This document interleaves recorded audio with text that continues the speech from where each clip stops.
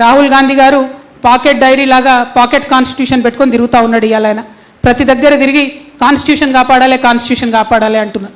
నేను వెల్కమ్ చేస్తూ ఉన్నా రాహుల్ గాంధీ గారిని. ఒకసారి రండి, మీరు అక్కడ కేంద్రంలో అధికారంలో లేరు, ఇప్పుడు అక్కడ ఏమంటున్నారు? రాజ్యాంగాన్ని కాపాడాలి అంటున్నారు. మీరు రాష్ట్రంలో అధికారంలో ఉన్నారు, ముందు ఇక్కడ కాపాడండి రాజ్యాంగాన్ని.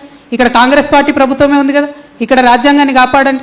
నిన్నగాక మొన్న నేను ఆసిఫాబాద్ పోయి వచ్చిన, పెద్ద ఎత్తున అక్కడ మత కల్లోలాలు జరిగినాయి. వందల సంఖ్యలో మైనారిటీ ప్రజలది, హిందువులది అందరి కూడా ఇండ్లు వ్యాపారాలు కాలబెట్టబడ్డాయి. వాటి గురించి ఇంతవరకు ఒక్కరు కూడా మాట్లాడలే. 2 నెలలు ఇంటర్నెట్ లేదు, 2 నెలలు ఫోన్ కనెక్షన్ లేదు, భయంకరమైన పరిస్థితి ఉండే అక్కడ. కానీ మీడియా కవరేజ్ కూడా ఇవ్వలేదు.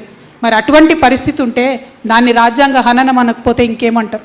అటువంటివి చూడకుండా, అటువంటివి ప్రభుత్వం మాట్లాడకుండా ఒకసారి ముఖ్యమంత్రి గారు పోలేదు, డిప్యూటీ సీఎం గారు పోలేదు, ఎవరు కూడా పోకుండా రాజ్యాంగ విలువల్ని తుంగలో దొక్కుతున్నటువంటి పరిస్థితి.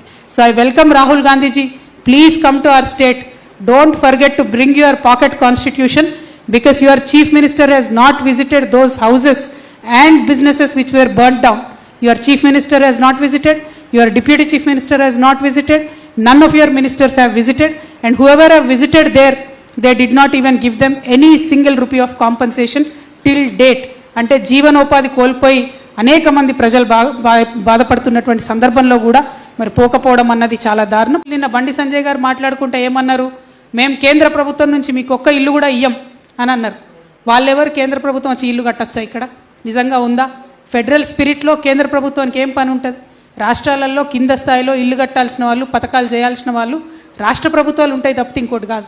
అంటే ఇవాళ ఆయన ఒక బాధ్యతాయుతమైన ఎంపీగా ఉండి, మంత్రిగా ఉండి, మేము ఒక్క ఇల్లు కూడా మీకు ఇవ్వమని మాట్లాడేటటువంటి పరిస్థితి వచ్చిందంటే మరి రాజ్యాంగంలో ఉన్నటువంటి ఫెడరల్ స్ఫూర్తి ఏమవుతుందో దయచేసి విద్యార్థి మిత్రులంతా కూడా ఆలోచించుకోవాల్సినటువంటి అవసరం ఉన్నది. అట్లా అనేకమైనటువంటి సందర్భాల్లో మనం చూస్తుంటాం, రాజ్యాంగానికి, ఫెడరలిజంకి వ్యతిరేకంగా మాట్లాడుతూ ఉంటాం.